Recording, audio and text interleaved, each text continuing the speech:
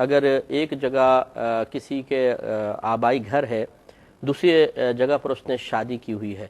اب وہ ایک جگہ سے دوسری جگہ سفر کرتا ہے اور رمضان میں سفر کر رہا ہے اور درمیان میں سحری آ جاتی ہے، تو کیا اگلے دن کا روزہ چھوڑنے کے لیے اس کے پاس عذر ہے یا نہیں ہے؟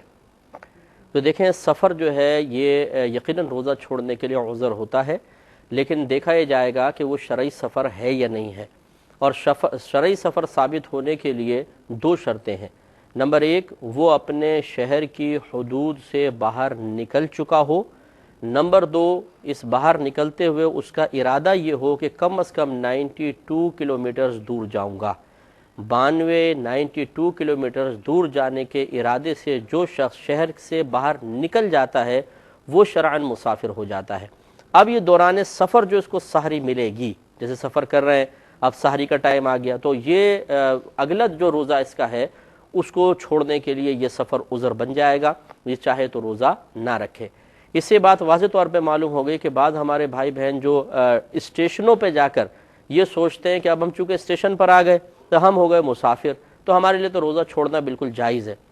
یہ غلط ہے، اس لیے کہ آپ ابھی شرعی مسافر بنے ہی نہیں ہیں۔ شرعی مسافر بننے کے لیے پہلے آپ کو شہر کی حدود سے باہر نکلنا ہوگا۔ نمبر دو، اس وقت یہ ارادہ بھی آپ کا ہو کہ کم از کم آپ 57.5 میل دور جائیں گے تو آپ شرعی مسافر بنیں گے، تب روزہ چھوڑنے کے لیے کوئی آپ کو عذر مل سکتا ہے۔ لیکن یہ تو ہمارے آپ اسٹیشنوں پہ جا کر دیکھیں، وہ ٹینٹیں لگے ہوتے ہیں اور ٹینٹ کے اندر بیٹھ کے وہ خوب کھا رہے ہوتے ہیں۔ کیوں کھا رہے ہیں؟ آپ نے روزہ کیوں نہیں رکھا؟ جی ہمارا سفر ہے، اور سفر کے لیے روزہ چھوڑنا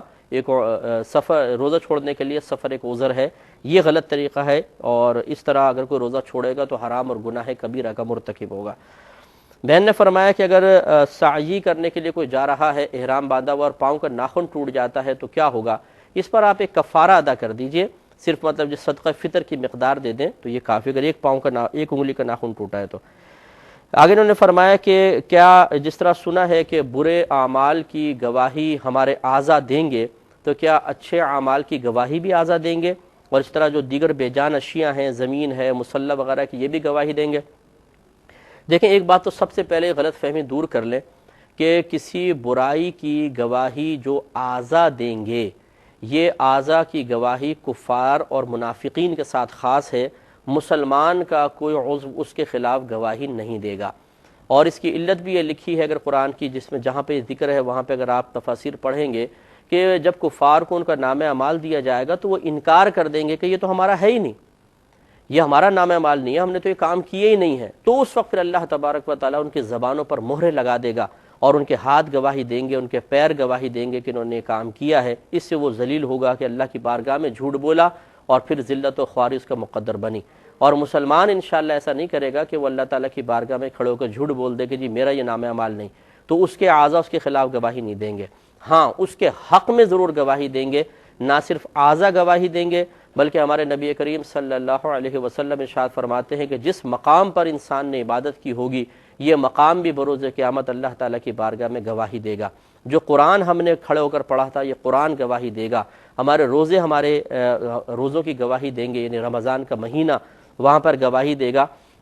بلکہ بعض بزرگان دین سے تو ثابت ہے کہ جہاں تک ہمارے ذکر کی آواز پہنچتی ہے وہ تمام چیزیں ہمارے ذکر پر بروز قیامت بطور گواہ پیش ہوں گے۔ اسی لیے ایک بزرگ کی عادت تھی کہ وہ جس زمین سے گزرتے تھے، جس مقام سے گزرتے تھے، وہ ذکر کیا کرتے تھے اور فرمایا کرتے تھے میں چاہتا ہوں کہ یہ مقام بروز قیامت میرے ذکر کا گواہ بن جائے۔ تو یہ تو ضرور گواہی، اچھے اعمال کی گواہی ہمارے اعضاء دیں گے، لیکن برے اعمال کی گواہی کفار منافقین کے ساتھ خاص ہے۔ انشاءاللہ مسلمان کے اعضاء اس کے خلاف گواہی نہیں دیں گے، علت میں بیان کر چکا ہوں۔ بہن نے فرمایا کہ بعض اوقات ایسا ہوتا ہے کہ ہم اللہ تعالیٰ کی بارگاہ میں دعا کرتے ہیں کہ یا رب کریم اگر یہ کام ہمارے حق میں بہتر ہے تو یہ ہو جائے، اور وہ ہو بھی جاتا ہے، تو کیا ہم اس کام کے ہو جانے کو اس بات کی دلیل بنا سکتے ہیں کہ یہ کام ضرور ہمارے حق میں بہتر تھا؟ تو بہرحال دیکھیں ظاہر کے اعتبار سے اور جو آپ نے دعا مانگی اس دعا کے قرینے کے اعتبار سے اس حسن ظن کو قائم رکھنے میں کوئی حرج نہیں ہے کہ یقیناً یہ کام میرے حق میں بہتر تھا، تبھی تو اللہ نے مجھے توفیق عطا فرما دی، کیونکہ دعا کے نتیجے میں ایسا بظاہر نظر آیا۔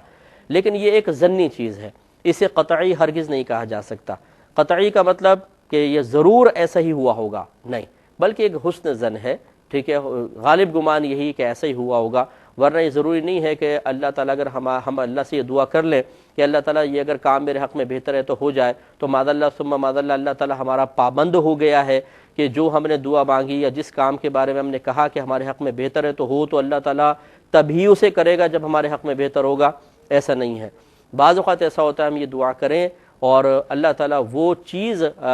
ہمیں ایسا عمل کرنے کی توفیق دے دے جو بظاہر ہمارے حق میں بہتر نہیں ہے۔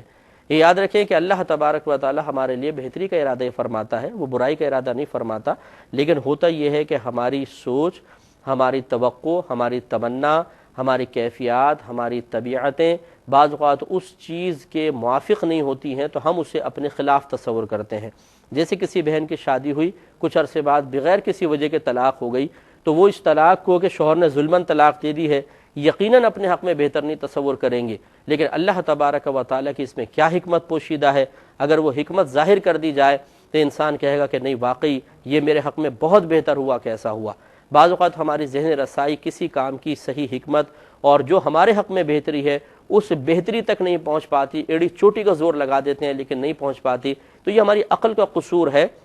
اللہ تعالیٰ کی حکمتوں کے ناقص ہونے کی دلیل نہیں ہے۔ لہٰذا ہم اسے 100% نہیں کہہ سکتے ہیں کہ وہ کام ہمارے حق میں ضرور بہتر تھا تبھی ہوا، ہو سکتا ہے کہ ہمارے حق میں بظاہر بہتر نہ ہو، تو اس لیے حسن ظن قائم رکھنے میں کوئی حرج نہیں، یقین کے درجے تک نہیں پہنچا سکتے۔ بہن نے ممبئی سے کال کی تھی۔